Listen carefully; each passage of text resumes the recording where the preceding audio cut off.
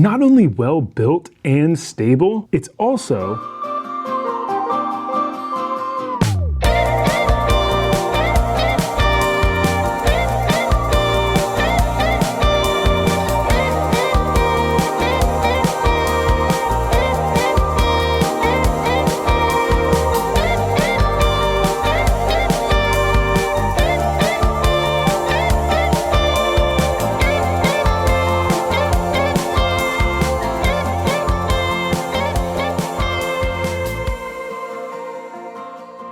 let's review iRocker's Blackfin XL inflatable stand-up paddleboard. Okay, full disclaimer, iRocker sent me this so that I could review it and give you an honest review. That's right, an honest review. So let's get into it. Okay, the Blackfin XL weighs 29 pounds, which for a 11-foot, 34-inch wide, and 6 inches thick paddleboard is pretty good. This has a weight capacity of 485 pounds. That's insane. I weigh 200 pounds. I was able to get myself, my wife, and my kids on board. No problem. So the color of my paddleboard that I got was Mariner, and this paddleboard is $750, which, hear me out. There's like the $350 version, there's like the $750 version, and then there's like an $1,100 version.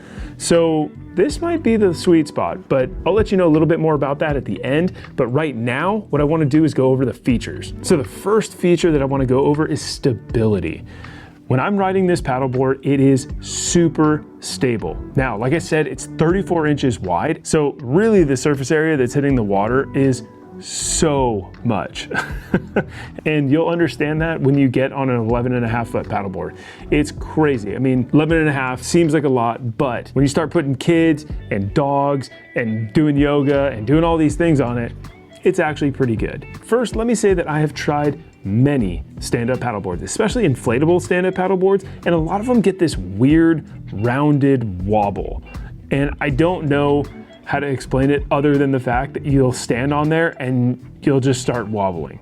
Now, that sometimes is attributed to the user and their core strength, but a lot of times it's just the make of the paddleboard itself. And this one is really nice. You will feel super stable on it, and you'll be able to do things on a paddleboard and go farther than you thought you would, because you won't be trying to activate your core and stay up under the water as long. So I give it a 5 out of 5 for stability. The next feature that I want to talk about is speed. For an 11-foot paddleboard, it's not bad.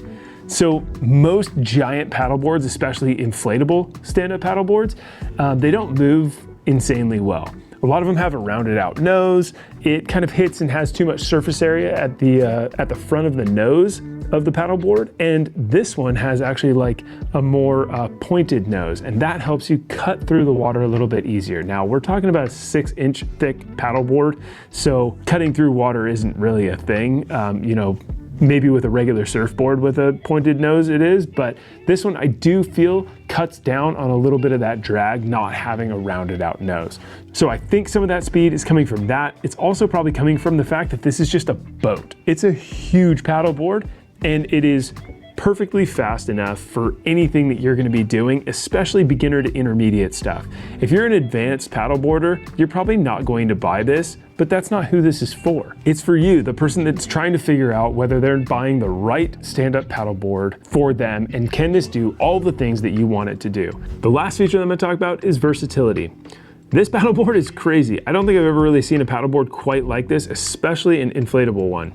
So this has tie-down points all over the paddleboard. Now, this has the ability to be turned into like a kayak. It has seats that you can put on there, and then you can have a certain paddle that looks like a kayak paddle. If you love fishing and you're out on the water all the time, this might be the paddleboard for you. As a stand-up paddleboard, this can carry 2 full-size adults at well over 200 pounds. So if it's just you and you have 2 giant dogs, that would be okay too. Or if you have a bunch of kids and you just want to throw a bunch of kids on your paddleboard, you can do that too. This thing's not going anywhere. It's super stable, it's fast enough to get around, and it's so versatile. So the last thing that I want to hit on as far as the features go is there's 2 different options. You can get the option of a hand pump to blow up and deflate the paddleboard.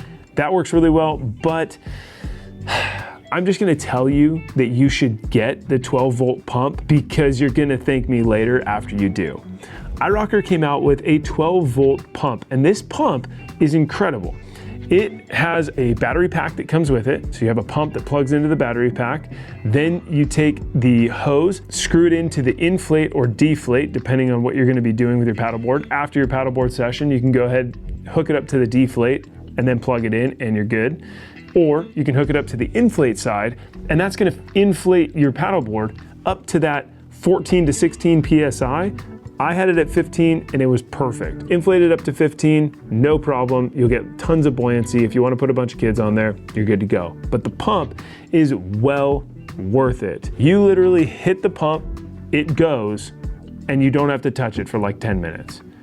You don't have to sit there and pump and pump and pump and pump like some other brands that don't offer a 12-volt pump. This might be the solution for stand-up paddleboards that everybody is looking for. So really, my recommendation is just don't even worry about the hand pump. Get this thing and don't even worry about it. Okay, what are my final thoughts on iRocker's Blackfin XL? With the stability, the speed, and the versatility of the Blackfin XL, I really think you can't go wrong. This paddleboard is gonna be far better than the $300 paddleboards that you're trying to buy, and it's definitely going to be pretty much on par with some of the $1,000 inflatable paddleboards that you're trying to buy. So you have two sides of the spectrum.